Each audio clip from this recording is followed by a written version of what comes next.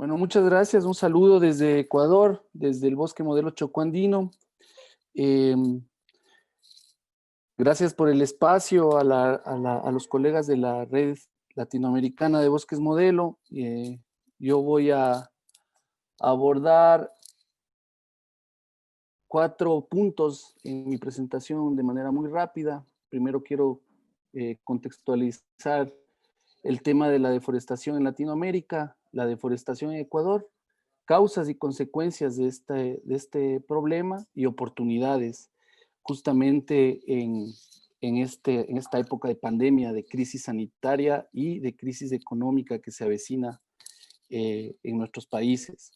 Es importante mencionar que una de las cosas, uno de los drivers que no se menciona muchas veces es el tema del modelo económico y político que impera en nuestros países desde el siglo XVI. Mencionarles que la crisis ha abierto los ojos a muchas cosas, entre ellas que los que nos han alimentado durante todos estos días de pandemia son los pequeños agricultores, esa agricultura familiar y campesina que mantiene el 80% de la alimentación en el Ecuador.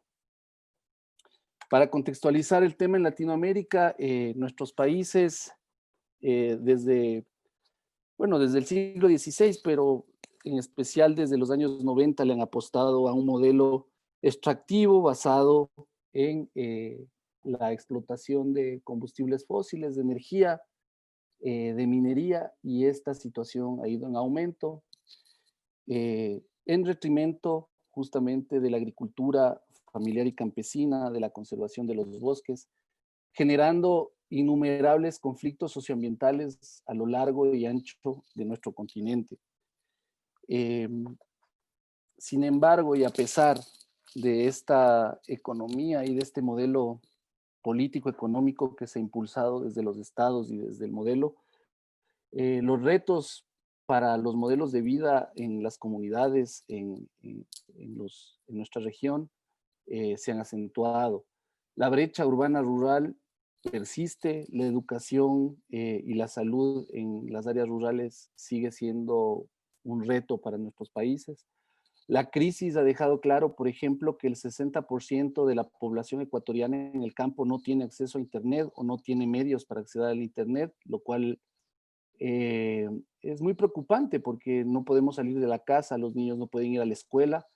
El gobierno plantea la teleeducación, pero no tenemos los recursos para acceder a este tipo de educación. A lo que quiero llegar es que, sin embargo, de este modelo al que le apuntan los estados, le apunta el modelo económico, la brecha entre lo rural y lo urbano y evolución de la pobreza sigue en aumento en el Ecuador. En ciertas regiones como en los Andes, en la meseta central del Ecuador, esto es evidente. Algunos datos sobre deforestación.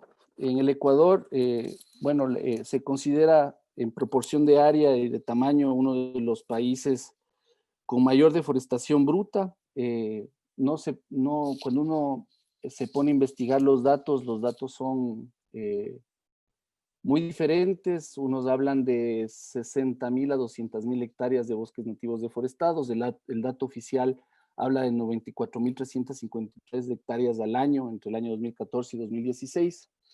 El 40% de la madera, maderas preciosas que se extraen de los bosques, es madera ilegal.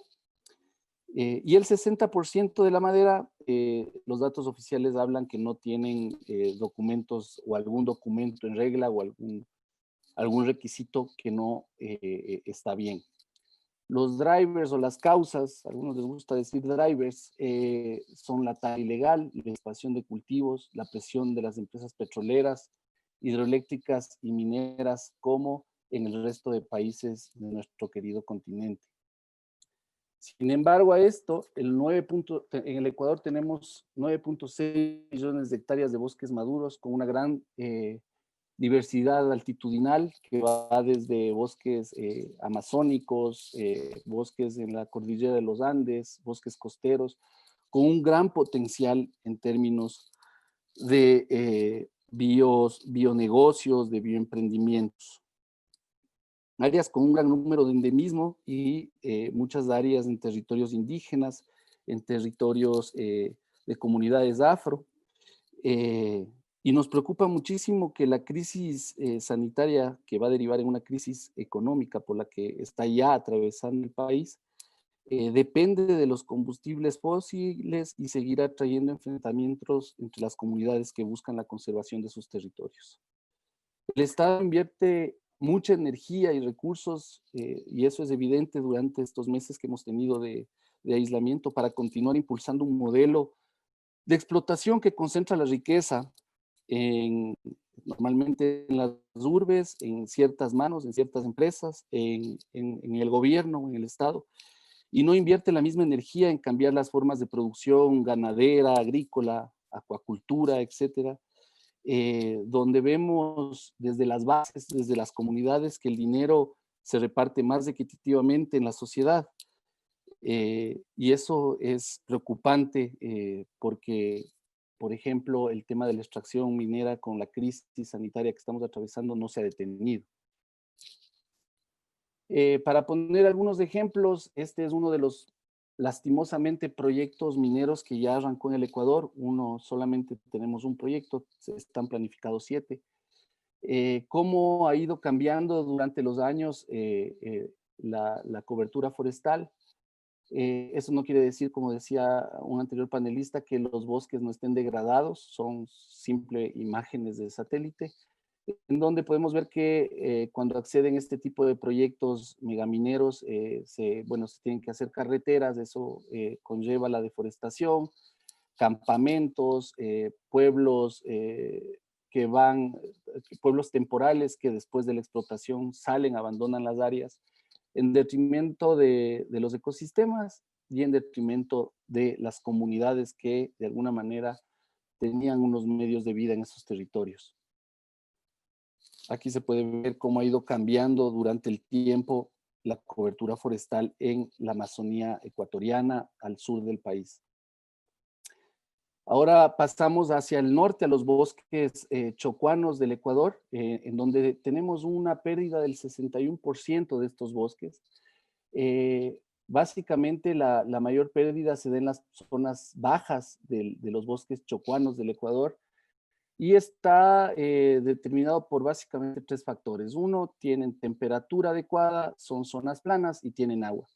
Después de estas presiones generalmente son dadas por cultivos de palma africana, palmito, ganadería, pero ahora también el tema de la minería legal e ilegal. El Estado ecuatoriano y los estados promueven la minería legal, pero atrás de la minería legal también se incentiva de alguna manera la minería ilegal.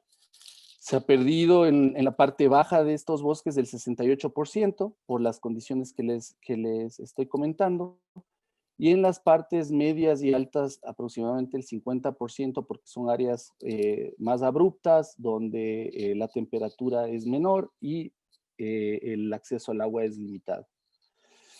Como han hablado algunos colegas, el tema de la deforestación sigue un ciclo. Primero se da las talas, el descremamiento de los bosques, la extracción de maderas finas por parte de las empresas madereras. Esto sucede mucho en Ecuador. Primero empiezan las empresas madereras, que llevan poco a poco el territorio hacia un camino de degradación, y termina pues estas áreas de alguna manera siendo colonizadas por los agrocultivos, los agronegocios, como es el caso de la palma africana en la costa y en la Amazonía del Ecuador. Pero ¿cuáles son las causas sistémicas y profundas? Y es en las que yo quiero profundizar. Primero, tenemos un Estado que subsidia proyectos de alto impacto. El Ministerio del Ambiente, lastimosamente, en el Ecuador es el ente regulador, pero en realidad funge como un ente que genera licencias ambientales para la explotación y el implantamiento de grandes proyectos mineros, hidroeléctricos en los territorios. Estos estados débiles y permisivos están subordinados a las élites del mercado, lastimosamente, que perpetúan un país producto. Como les digo, esto no ha cambiado desde la época de las colonias. Desde el Estado se enseña que la salida de la pobreza y de las condiciones que tienen las comunidades es el extractivismo. No se enseña a vivir con un uso más equilibrado en los territorios. Y las únicas políticas que se establecen lastimosamente son restrictivas. El Estado está para regularle al pequeño campesino, al pequeño agricultor. Sin embargo, para brindar licencias de aprovechamiento a las empresas se facilita mucho, ¿no? Es una tendencia la erosión de la regulación ambiental de estos gobiernos, de este y de todos los gobiernos, que se contradice con las tendencias de un mundo cada vez más preocupado por el ambiente.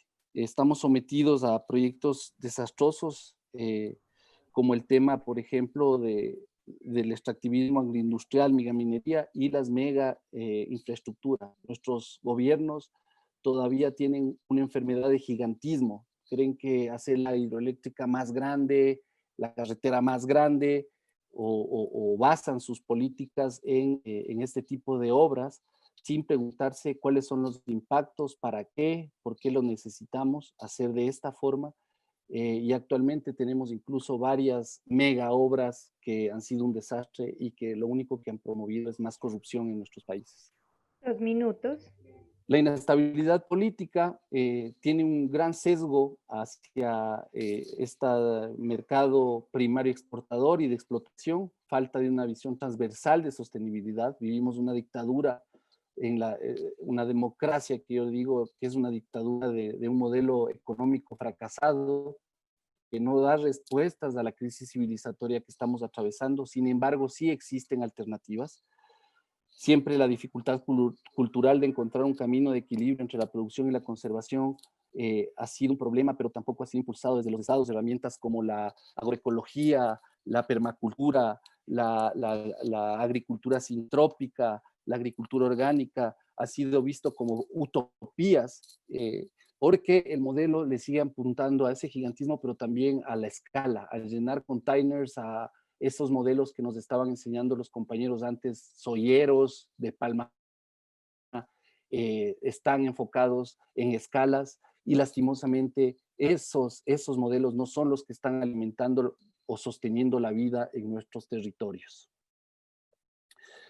Posibilidades, dentro de las posibilidades, creo que las políticas públicas sistemáticas enmarcadas también o buscando alianzas con el sector empresarial dispuestos a sustituir estas actividades de alto impacto por bioeconomías y que valoren la existencia de los bosques, poner la economía al servicio del ser humano y no al revés, como dice Manfred Max-Neef, la economía a escala humana, crear un entorno empresarial en que los productos y la biodiversidad sean bien remunerados y más atractivos que los productos de alto impacto, creo que debería ser el camino.